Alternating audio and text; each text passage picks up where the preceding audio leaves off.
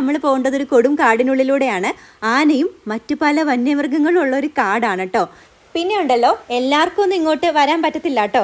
ഇതിന് പ്രത്യേക പെർമിഷനും കാര്യങ്ങളൊക്കെ നമ്മൾ എടുക്കണം. കുറച്ചധികം ദൂരം സഞ്ചരിക്കുമ്പോഴാണ് ഈ പെരിയ കനാൽ വാട്ടർഫാൾസിൻ്റെ ഈ ഒരു ഭാഗം നമുക്ക് കാണാൻ പറ്റുക.